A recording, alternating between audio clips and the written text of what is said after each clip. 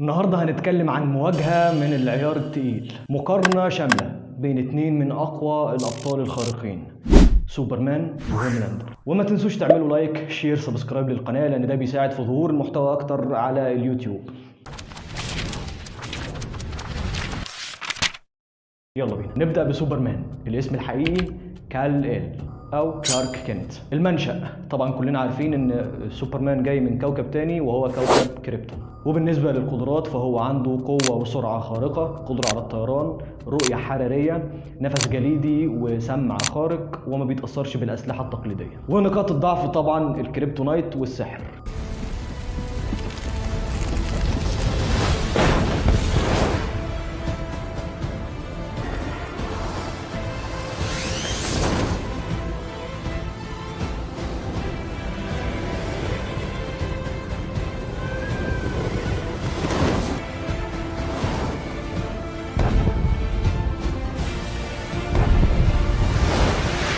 وبالنسبة لهوملاندر فالاسم الحقيقي هو جون، والمنشأة مختبر فوت. وقدرات هوملاندر هي قوة وسرعة خارقة، طيران، رؤية حرارية، ومقاومة عالية. وبالنسبة لنقاط الضعف عدم الاستقرار النفسي.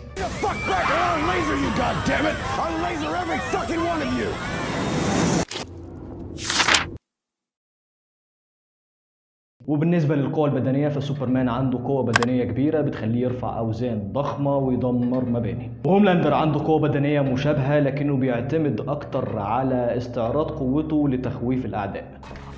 Keep those hands down by your sides, Missy. Sit down.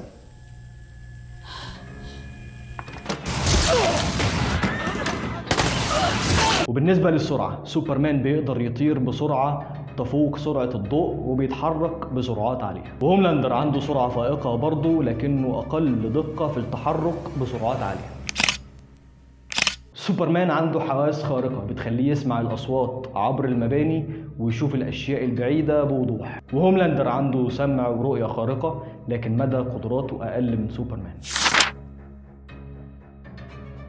وبالنسبة لسوبرمان فالكريبتونايت بيشكل تهديد كبير ليه لأنه بيضعف قوته وبيخليه عرضة للخطر. وبالنسبة لهوملاندر فهو غير مستقر نفسيا بسبب الاختبارات اللي اتعملت عليه وهو صغير في مختبر فوت، واللي نمت عنده الرغبة الشديدة في الحصول على الاهتمام والحب من الآخرين، وبكده ممكن يتم التلاعب بيه نفسيا، وده بيخليه أقل استقرارا في المواجهات الطويلة.